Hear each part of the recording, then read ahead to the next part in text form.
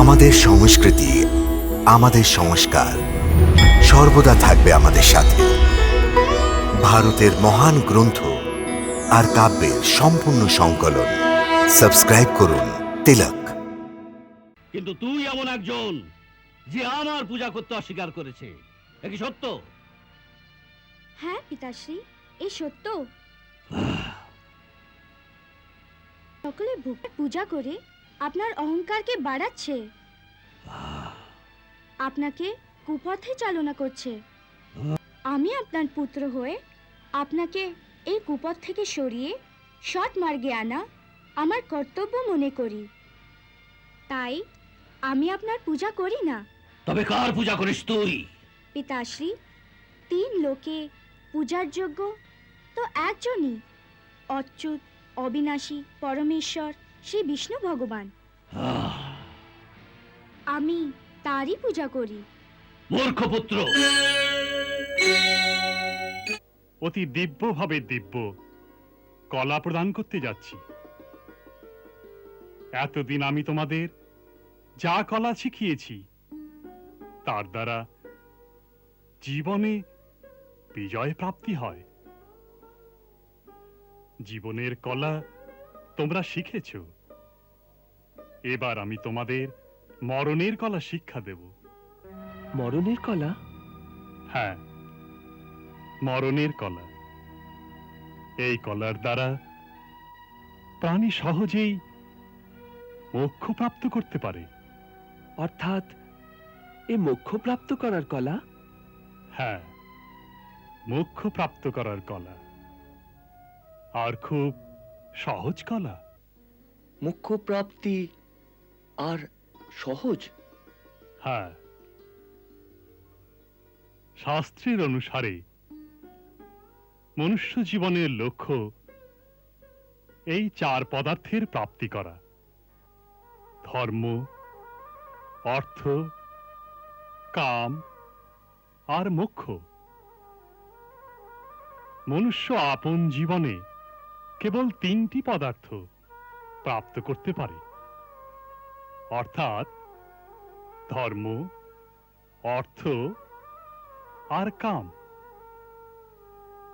চতুর্থ, যা এ সবের চেয়ে মহান পদার্থ, মোক্ষ, তার প্রাপ্তি সে কেবল মরণের পরই করতে পারে, তাও যখন, যদি সে মরণের কলা জানে তখন।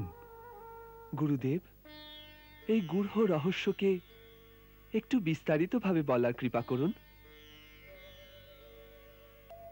দেখো, শাস্ত্র বলে যে মৃত্যুর সময় প্রাণীর মনে যে ভাব জাগে, সেই অনুসারে তার অন্তর্গতি হয়। তাই যদি মরণের সময় প্রাণীর মনে সম্পত্তির, ঘর সংসার বা নিকট আত্মীয়দের সঙ্গের মোহ মমতার ভাব প্রবল হয়, তবে সেই ইচ্ছা অনুসারে তার নতুন জন্ম হয়। আর এই প্রকার জন্ম জন্মান্তরের গণ্ডির মধ্যে ঘুরতে থাকে। আর যদি মরণের সময় প্রাণী সংসারে সকল মায়া মমতাকে ভুলে কেবল শ্রীহরির চরণে মনকে স্থির করে প্রাণকে ত্যাগ করে, তবে সেইখানে তার মোক্ষের প্রাপ্তি হয়ে যায়। এই সেই মরণের লীলা, যাতে খুব সহজেই এই মোক্ষ প্রাপ্তি হয়ে যায়। গুরুদেব, আপনি যে কলাকে এত সহজ বললেন, সেই কলা অত সহজ নয়। যে প্রাণীর মন তার অহংকারে আর দম্ভে চুর, জীবন ভোর কেবল সকাম কর্মের মধ্যে ডুবে থাকে, তার মৃত্যুর সময় হঠাৎ শ্রীহরির চিন্তা কি করে আসবে? এ খুবই কঠিন কাজ। তুমি ঠিকই বলেছ।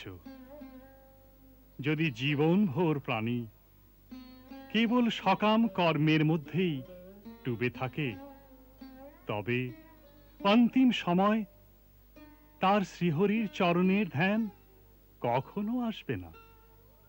তাই এ আবশ্যক যে মনুষ্য সারা জীবন আপন পরিচর্যার মধ্যে নিত্য অন্তত কিছুক্ষণের জন্যেও বাকি সব কর্মকে ভুলে কেবল শ্রীহরির স্মরণ করে, তার চরণের ধ্যান করে, তার লীলার গান করে, যেন কোনো প্রকারে প্রভু তার ভক্তদের রক্ষা আর দুষ্টদের নাশ করার জন্যে বারবার পৃথিবীতে অবতার নিয়ে আসেন। কখনো নৃসিংহের রূপে, কখনো কচ্ছপের রূপে, কখনো বরাহের রূপে।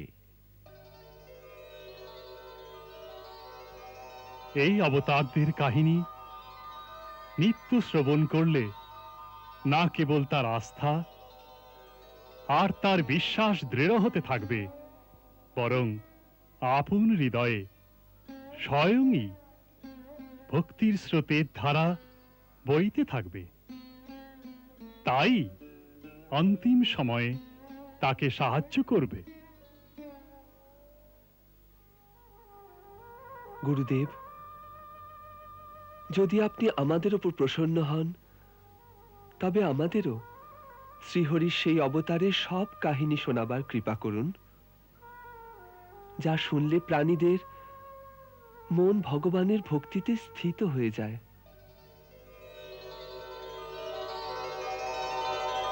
কারণ ভগবানের অবতারের কাহিনী যতবার ধরনীর ওপর বলা শোনা যায়, ততই ধরনীর আবহাওয়া শুদ্ধ আর ভক্তিময় হয়ে যায়,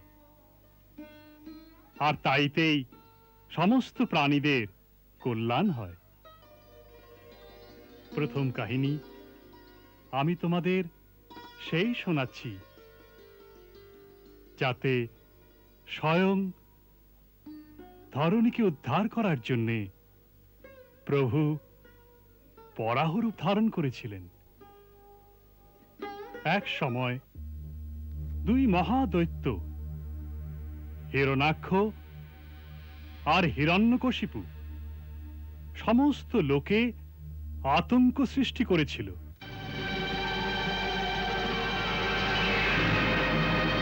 ওরা দুই ভাই দেবতাদের শত্রু ছিল, আর যেহেতু ধরণীতে হোম যজ্ঞ ইত্যাদি হতে থাকত,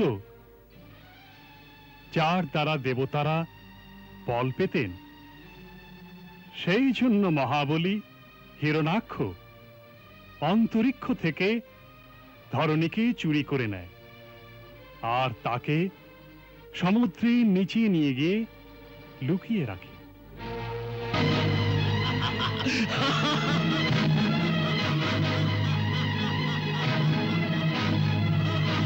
দেবতারা কাতর আর নির্বল হয়ে গেলেন। তখন তারা ক্ষীর সাগরে গিয়ে ভগবানকে আহ্বান জানালেন। তখন ভগবান বরাহর রূপ ধারণ করে পরম পিতা ব্রহ্মার নাসিকা থেকে প্রকট হলেন।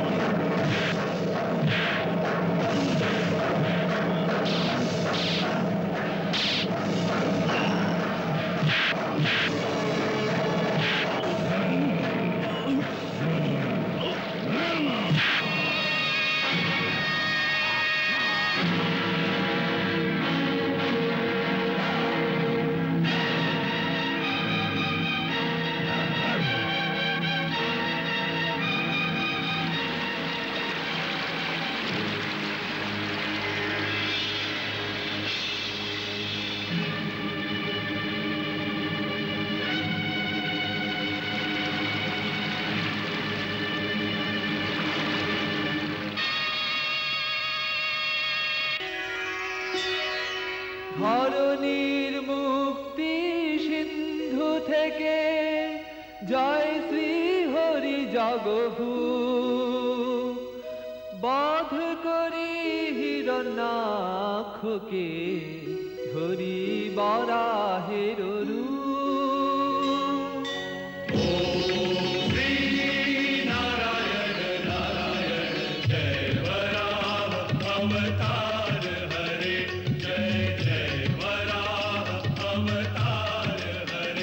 দুঃখহার হরে সুখকার হরে জয় করুণা সিন্ধু অপার হরে।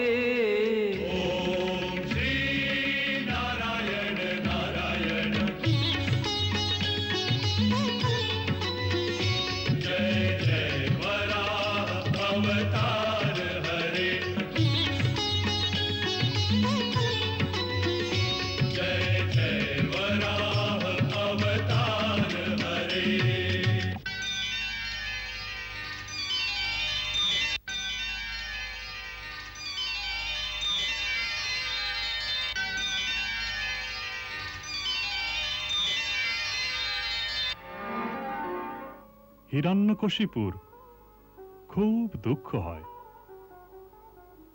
প্রতিশোধের ভাবনায় তার হৃদয়ের মধ্যে ক্রোধের অগ্নি জ্বলতে লাগলো। আর সে এই ঠিক করল যে পৃথিবীর ওপর না ভগবানের নাম থাকবে, না তার নামকে জপ করার মতো কোনো প্রাণী জীবিত থাকবে। সে রাজসভায় সব দরবারীদের সম্বোধিত করে বলল, আজ আমরা আমার ছোট ভাই মহাবলী হিরণাক্ষের মৃত্যু শোক প্রকাশ করার জন্য এখানে একত্রিত হয়েছি। ইন্দ্রের ন্যায় ক্ষুদ্র শত্রুরা বীর শিরোমণি হিরণাক্ষকে বিষ্ণুর হাতে হত্যা করিয়েছে, যার প্রতিশোধ আমাদের না কেবল বিষ্ণুর ওপর বরং সমস্ত দেবতার উপর নিতে হবে। এই বিষ্ণু পূর্বে তাদের প্ররোচনায় সেও মায়াবী হয়ে গেছে আর নিজের মায়াতে বরাহ ইত্যাদি রূপ ধারণ করছে। আজ আমি এই ত্রিশূল দিয়ে ওকে বধ করে আমার ভাইয়ের মৃত আত্মাকে সন্তৃপ্ত করব। যে প্রকার শেকড় কাটলে গাছের পাতা শুকিয়ে ঝরে যায়, ঠিক সেই প্রকার বিষ্ণু না থাকলে সমস্ত দেবতাদের শক্তি ক্ষীণ হয়ে যাবে। পৃথিবীও আর দান ইত্যাদি করছে, যার দ্বারা দেবতারা শক্তি পায়, যার জন্য বীর শিরোমণি হিরণাক্ষ সমস্ত ধরিত্রীকে জলের নিচে লুকিয়ে রেখেছিল, কিন্তু বরাহ রূপ ধারণ করে বিষ্ণু তাকে আবার বার করে এনেছে। তাই তোমরা সবাই এই মুহূর্তে পৃথিবীতে যাও আর সেখানে যারা তপস্যা যজ্ঞ ব্রত আর দান ইত্যাদি করছে তাদের সকলকে নাশ করে দাও। যেখানে পূজা পাঠ বর্ণ বেদ আশ্রম আর ধর্মকর্ম হচ্ছে সে দেশগুলো জ্বালিয়ে ভস্ম করে দাও, যাতে দেবতারা শক্তিহীন হয়ে যাবে। আমি এই মুহূর্তে অসুর কুলগুরু শুক্রাচার্যের কাছে গিয়ে ওর কাছে সমস্ত দেবতাদের উপর বিজয় লাভের উপায় জিজ্ঞেস করছি। যাও আর মৃত্যু লোকে আতঙ্ক সৃষ্টি করো, যাও। আমার ভাইয়ের বধের প্রতিকার করার জন্যে আমার সমস্ত যোদ্ধাদের ধরিত্রীর ওপর হাহাকার শুরু করার আদেশ দিয়েছি। এখন আমি সমস্ত দেবতাদের নিস্তেজ করে ইন্দ্রের সাম্রাজ্যের উপর আমার অধিকার পেতে চাই। বলুন গুরুদেব, এই কার্যের সিদ্ধির জন্য শক্তি সঞ্চয় করার সাধন কি? রাজন, সংসারে তপস্যা, কেবল তপস্যাই সমস্ত শক্তির উদ্গম স্থান। ইন্দ্র থেকে স্বয়ং ব্রহ্মা অবধি সমস্ত দেবতা তপস্যার দ্বারাই শক্তি প্রাপ্ত করেন।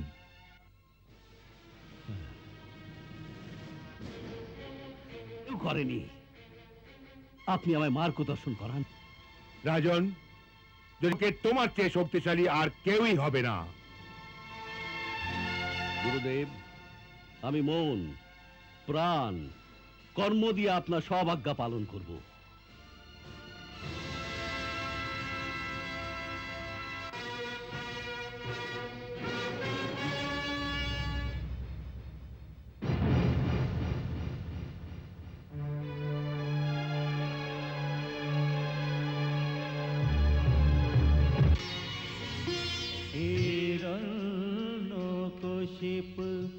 অতি যোগী রিপু জপ তপ আজ অবিরাম করে, নির্নিমেষ নিঃশেষ নিরন্তর শরণ ঈশ্বরী নাম করে।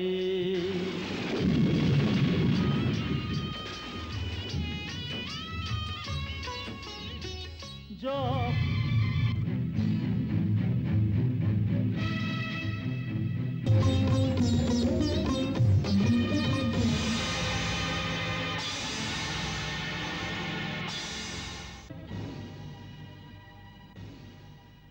যখন তার তপস্যা মন্দ্রাচল পর্বতের ঘাটিতে অত্যন্ত কঠোর তপস্যা করছে, বল্মিক আর কীটেরা সব মাস খেয়ে ফেলেছে, কেবল অস্থির মধ্যে অবস্থিত প্রাণের সাহায্যে সে ঘোর তপস্যা করছে। দেবতাদের শতবর্ষ সে বিনা অন্নজল গ্রহণ করে ব্যতীত করেছে। এমন কঠোর তপস্যার অগ্নিকে সহ্য করা দেবতাদের শক্তিতে নেই প্রভু। ওর তপস্যার অগ্নি ও ধূম্র 3 লোককে তটস্থ করে দিয়েছে। কিছু নিরাকরণ করুন প্রভু। নিরাকরণ তো বরদান দিলেই হবে দেবগণ। বরদানের সাহায্যে সে আপনাদের সকলের বিনাশকারী বরদানও চাইতে পারে। কিন্তু হে পিতামহ, যদি সে এই প্রকার তপস্যা করে যায়, তবে দৈব বিধান দ্বারা সে স্বয়ং ব্রহ্মপদ প্রাপ্ত করতে পারে। তবে তো খুবই অনর্থ হবে প্রভু।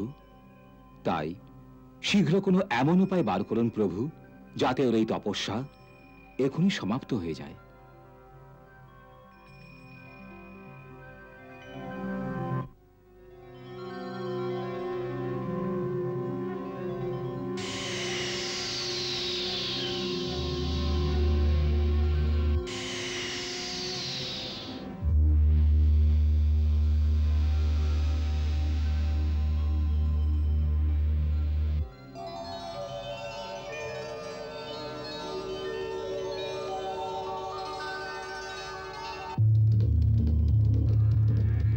প্রাণীদের জন্যে আমাদের অমর লোকের প্রাণীদের দর্শন কখনো নিষ্ফল হতে পারে না। তাই যা ইচ্ছা বিনা দ্বিধায় চেয়ে নাও, আমি অবশ্য প্রদান করব।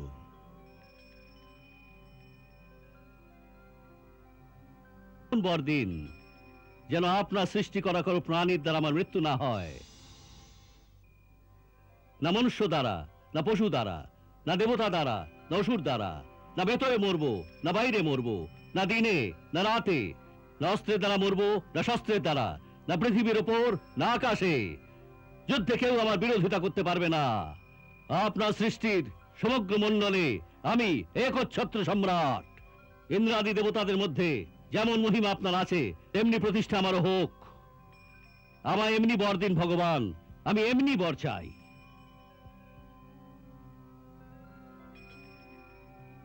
তা জীবেদের জন্য খুবই দুর্লভ। কিন্তু আমার গুরু শুক্রাচার্য বলেছিলেন, এমন কঠিন তপস্যার পর কোনো বরই দুর্লভ নয়। সে কি মিথ্যা আশ্বাসন? না, আমায় আরো তপস্যা করতে হবে। আরও তপস্যার আবশ্যকতা নেই। গুরু শুক্রাচার্য সত্য কথা বলেছেন। এমন কঠিন তপস্যা না তো পূর্বে কেউ করেছে, না ভবিষ্যতে কেউ করবে। হে দৈত্যরাজ, যে বর তা দুর্লভ হওয়া সত্ত্বেও আমি পূর্ণরূপে তোমাকে প্রদান করছি।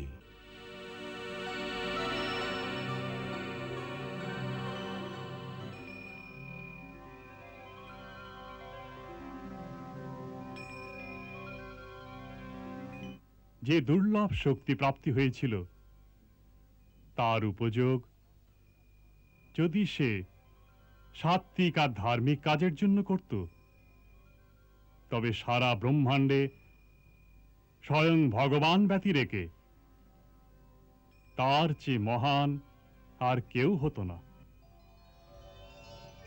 উত্তম প্রাণী বিজয় আর সফলতা পেয়ে ঝুঁকে যায়, কিন্তু নীচ প্রাণী সফলতার দম্ভে পাগল হয়ে যায়। হিরণ্যকশিপু স্বয়ং ব্রহ্মার পুত্র হওয়া সত্ত্বেও নিজের নীচ সংস্কারের কারণ ইন্দ্রিয়ের বিষয়ে উৎসুক ছিল। তাই এত ঘোর তপস্যা করে যখন বরদান ভিক্ষার সময় এলো, তখন সে কেবল ভোগবিলাসী চাইল। তার বুদ্ধি তাকে নিজের বিকাশের স্থানে বিনাশের পথ দেখালো, আর নিজের অপার শক্তির দুরুপযোগ করে সে সংসারের চারিদিকে হাহাকারের সৃষ্টি করল। সর্বপ্রথম সে ইন্দ্রের স্বর্গলোকের উপর আক্রমণ করল।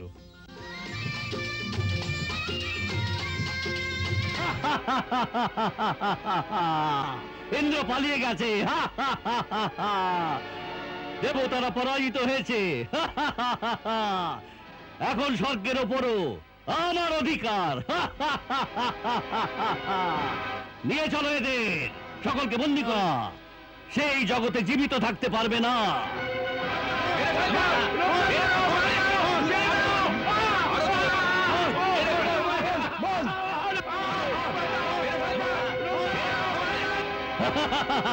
লোকের প্রাণী সেই মহাদৈত্যের সামনে নতমস্তক হল। সেই সময় সমগ্র সৃষ্টিতে এক ছোট্ট বালকই এমন ছিল যে ভগবানের নামের নিরন্তর কীর্তন করত। সে ওই দৈত্যের আপন পুত্র ছিল, প্রহ্লাদ, যে 5 বছর বয়সেই ব্রহ্মলীন হয়ে কেবল ভগবান শ্রীহরির নাম জপ করত। ভগবতে বাসুদেবায়। ওম নমো ভগবতে বাসুদেবায়।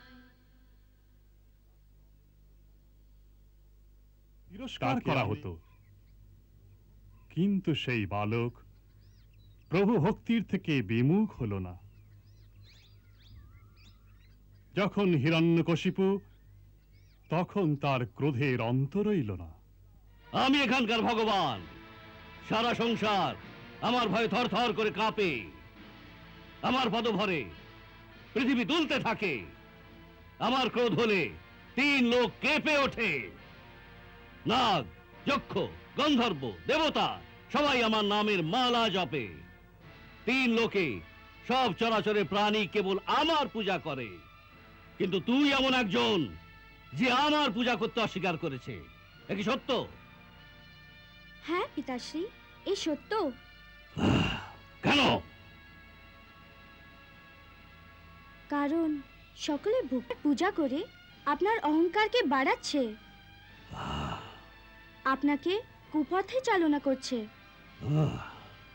কিন্তু আমি আপনার পুত্র হয়ে আপনাকে এই কুপথ থেকে সরিয়ে সৎ মার্গে আনা আমার কর্তব্য মনে করি।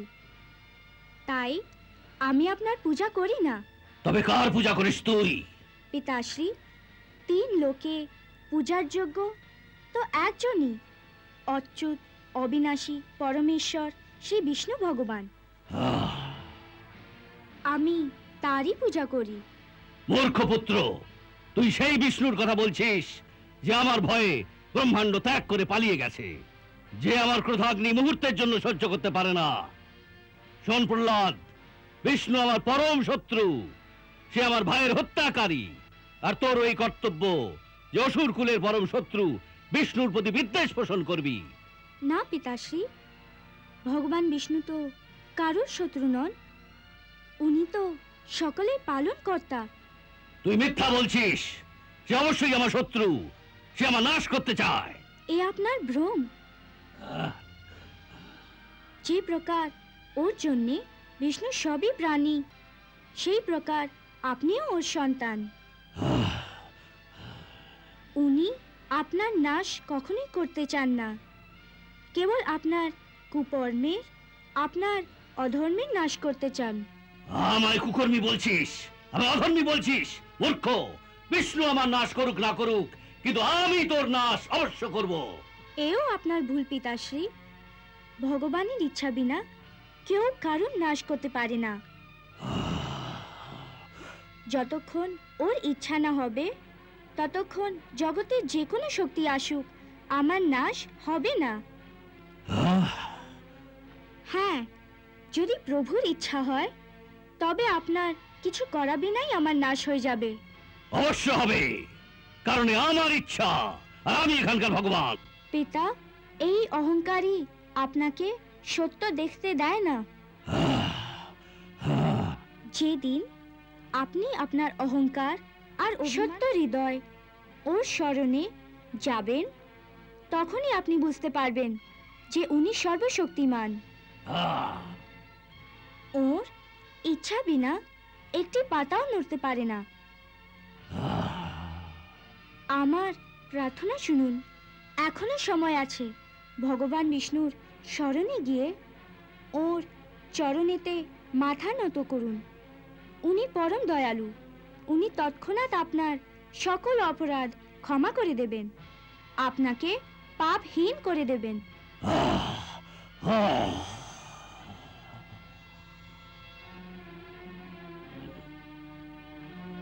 আরে জীব কেটে দাও, এ আমাকে প্রাণহীন করে দাও। একে শরীরের যে অংশ থেকে সারা শরীরের হানি হয়, সেই বিনষ্ট প্রায় অংশকে কেটে ফেলা উচিত।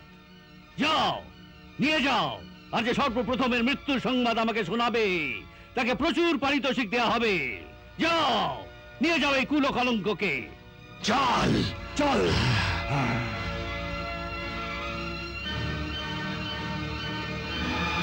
ॐ नमो भगवते वासुदेवाय। ॐ नमो भगवते वासुदेवाय।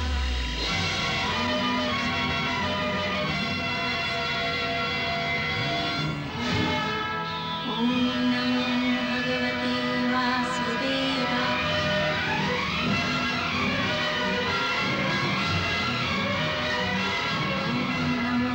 করতে পারে না তো তো যাও, ওকে পাহাড়ের চূড়া থেকে ফেলে দাও।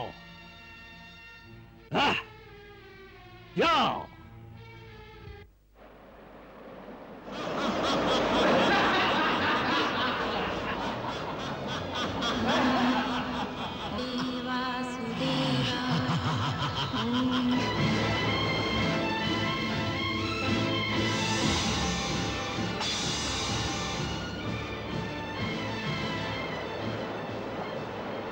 কি বললে?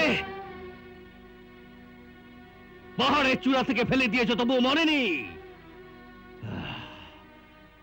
তবে অবশ্যই কোনো মায়াবী বালক। দাদা, আপনার দ্বারা যদি না মনে থাকে তবে আমার হাতে সঁপে দিন। হোলিকা, তুমি? না, আর তুমি বা কি করবে? আপনি তো জানেন আমি বরদান পেয়েছি যে অগ্নি আমার কিছুই করতে পারবে না। তাই ওকে আমি আমার কোলে নিয়ে চিতার ওপর বসছি। এদের সকলকে বলে দাও চারিদিকে আগুন লাগিয়ে দিক, ও অতি সহজেই ভস্ম হয়ে যাবে।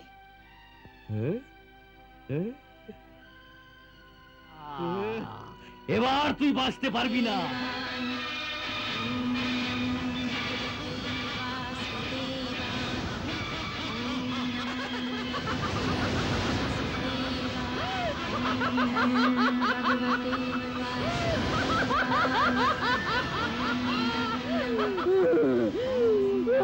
অগ্নি আমার পুড়িয়ে দিল। আমার বরদান অসত্য ছিল না, তুমি তার অশুদ্ধ প্রয়োগ করেছ। আমি তোমায় এই শক্তি তোমার সুরক্ষার জন্য দিয়েছি। যদি এর প্রয়োগ তুমি অন্যের নাশের জন্য করো, তবে তা স্বয়ং তোমারই বিনাশ করবে।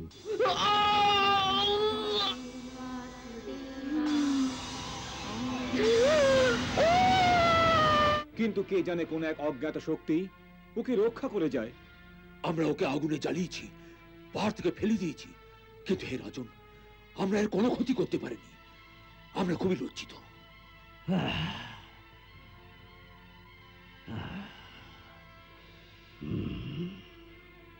আমার অনন্ত শক্তিকে আহ্বান জানিয়েছিস, আমি এখনই তোকে জমালয়ে পাঠাবো। এবার আমি তোর কাল হয়ে তোকে ধূলিসাৎ করব। তুই কার বলে বলিয়ান হয়ে এত দম্ভ করিস? কার বলে বলিয়ান হয়ে পিতাশ্রী? আপনাকেও তিনি বল দেন। কেবল আমার আর আপনার নয়, বরং সংসারের সকল বলবানের বল তো কেবল উনি। পিতাশ্রী, ভগবান শ্রী হরি খুবই দয়ালু, তাই এখনো সময় আছে। আপনি আপনার অভিমান ত্যাগ করে ওর শরণ নেন। উনি অবশ্যই আপনার অপরাধ ক্ষমা করে দেবেন। আপনি ক্রোধ ত্যাগ করুন পিতাশ্রী। হ্যাঁ, এত অল্প বয়সে এত বড় কথা! আরে আসে ধরণীতে, হাওয়ায়, আপনার মধ্যে, আমার মধ্যে, সাধু সন্তদের মধ্যে, আর ওই দৈত্যদেরও মধ্যে। আপনি বিশ্বাস করুন পিতাশ্রী, উনি সৃষ্টির কোণে কোণে আছেন। এখানকার সব বস্তুতে? হ্যাঁ পিতাশ্রী। এই প্রাসাদেও? হ্যাঁ পিতাশ্রী, আমি তো ওকে এই প্রাসাদের সব বস্তুর মধ্যে দেখতে পাচ্ছি।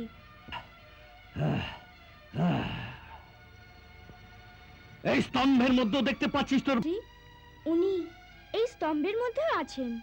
যদি সে স্তম্ভের মধ্যে থাকে তবে আমি এখনই স্তম্ভকে চূর্ণ বিচূর্ণ করে দিচ্ছি।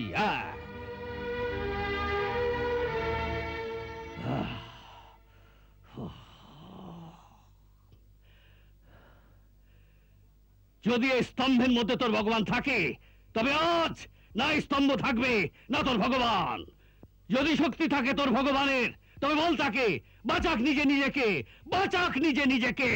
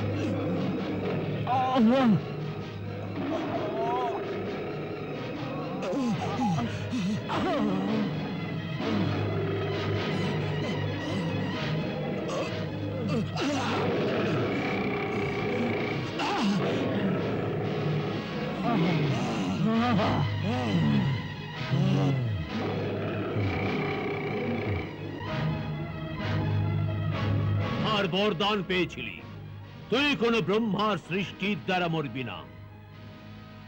ভগবান নৃসিংহ ব্রহ্মার সৃষ্টির মধ্যে নেই। তিনি না নর না পশু, না সুর না দৈত্য। এখন সময় না দিন না রাত, সন্ধ্যাকাল। তোকে না অস্ত্রের দ্বারা মারা হচ্ছে না শস্ত্রের দ্বারা, তোকে নৃসিংহ ভগবান তার নখের দ্বারা বধ করছেন।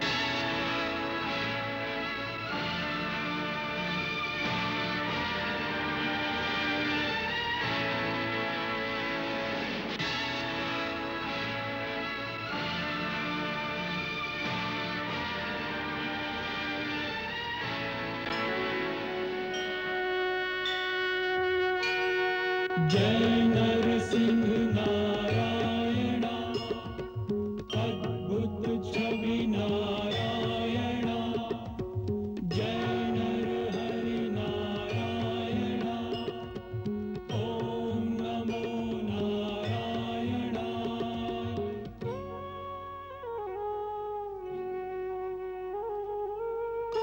कोपकालस्य यो विग्रह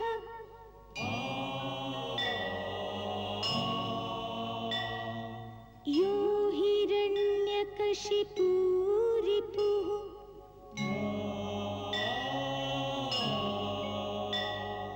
तस्मै मृगनरेन्द्राय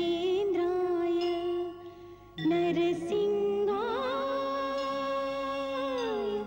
नमो नमः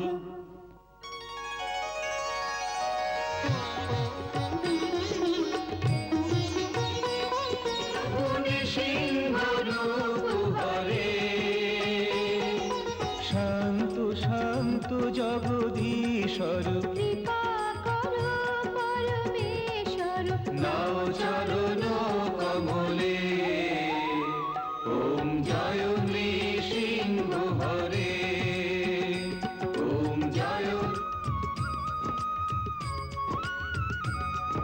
ভক্তের হিতকারী তোমারি গুণ আজ গায় যে যুগে যুগে নর নারী হে প্রহ্লাদের রক্ষক হে পালক এই বালক চরণ শীষ ধরি ওম জয় নৃসিংহ হরে জয় নৃসিংহ হরে ওম জয় নৃসিংহ হরে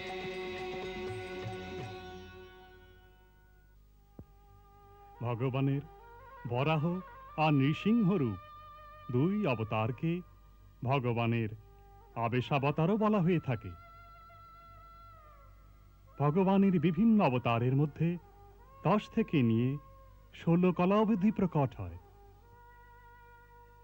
নৃসিংহ আর বরাহ এই দুটি অবতার 10 থেকে 11 কলা পূর্ণ ছিল। প্রভু কার মধ্যে কত কলা আছে এর নির্ণয়ের আধার কি হয়? প্রাণীর অন্তরে যে চেতন শক্তি হয় বা প্রভুর তেজাংশ হয় তাকেই কলা বলে। কোন প্রাণীর মধ্যে কত চেতনাশক্তি অভিব্যক্ত হচ্ছে ততটাই তার কলা মানা হয়। এর দ্বারাই জড় চেতনার প্রভেদ হয়।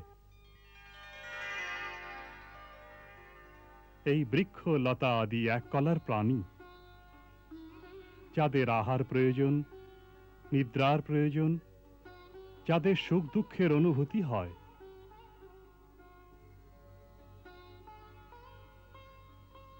পশু পক্ষী 4 কলার প্রাণী, কারণ তারা বুদ্ধির প্রয়োগ করতে পারে।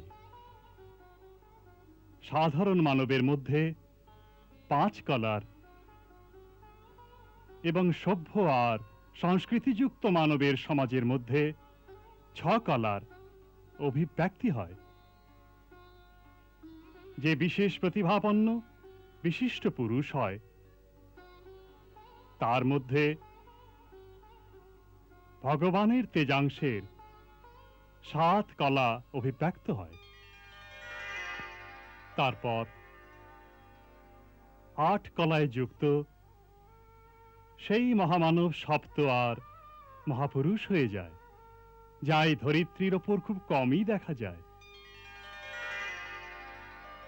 মনুষ্যের দেহ 8 কলার অধিক তেজ সহ্য করতে পারে না। অকলা ধারণ করার জন্যে দিব্য দেহের আবশ্যকতা হয়। যেমন সপ্তঋষিগণ, মনু, দেবতা, প্রজাপতি, লোকপাল ইত্যাদি।